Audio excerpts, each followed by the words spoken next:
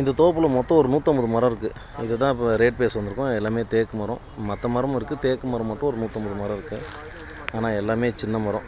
இதில் பெரிய மரத்தை மட்டும் இப்போ நம்ம தனியாக கேட்டிருக்கோம். பாருங்கள், இதெல்லாம் பெரிய மரம் தான், தப்பம் அதிகம். பெரிய மரம்லாம் சூப்பராக இருக்குது. மரத்தோட ஸ்ட்ரைட் நேராக போகுது பாருங்கள். அந்த பக்கம் இருக்கிறதெல்லாம் ஒரு 4 அடி சுற்றல ஓர மாதிரி மரம். ஆனால் கீழேருந்து ஒரே சைஸாக போயிட்டுருக்கு.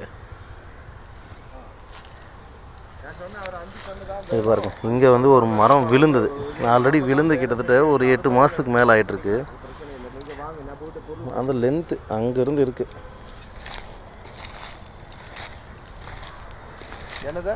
உள்ள பாம்பு இருந்தால் கூட தெரியாதேப்பா. யாரோ இந்த கேரளாவை பொறுத்த வரைக்கும் இந்த மாதிரி இடத்துல ரொம்ப சேஃப்டியாக இருக்கணும். ஏன்னா உள்ளே எங்கே பாம்பு இருக்கும், எப்போ கடிக்குன்னே தெரியாது. பாருங்கள், அவ்வளோ லென்த் வரைக்கும். அது வந்து அதாவது மேலே பீஸு, ஓகேங்களா. இதோட பாட்டம் தான் அங்கே கீழே இருக்கிறது.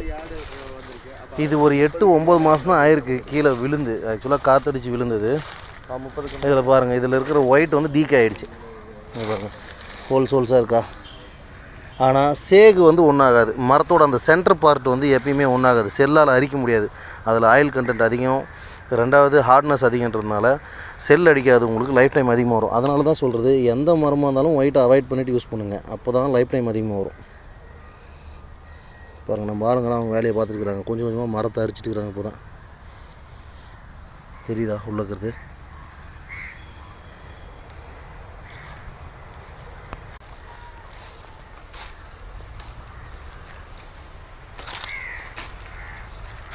இந்த லொக்கேஷன் எங்கேயும் இல்லை, கேரளா பத்தனத்திட்டா பஸ் ஸ்டாண்டு பக்கமே இருக்குது.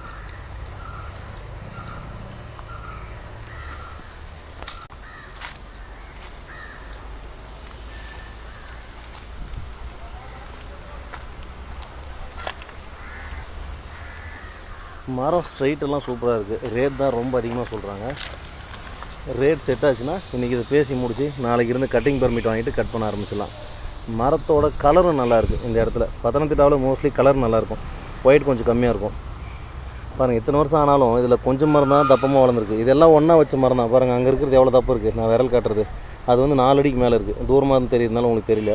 இதெல்லாம் அது கூட வளர்ந்தது தான். இதெல்லாம் வந்து வெறும் 2 அடி சுற்றளவு தான் இருக்குது.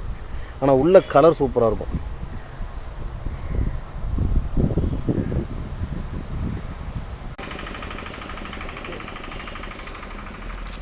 பாருங்கள், அந்த மரம்லாம் 4 அடி 5 அடி சுற்றளவு வரும். அவ்வளோ தப்பாக இருக்குது. இங்கே ஒரே ஒரு ப்ளஸ் பாயிண்ட்டு, ஒரே நாளில் கட் பண்ணிடலாம், உடனே ஏற்றிக்கலாம். பக்கமே பெரிய ரோடு. ஏன்னா கேரளாவில் எல்லா இடத்துலையுமே சின்ன ரோடு. இந்த மாதிரி இவ்வளோ மரத்தை கட் பண்ணி ஏற்றுறதுக்கு 3-4 நாள் ஆகிடும். இங்கேனா ஒரு நாளில் முடிச்சிடலாம்.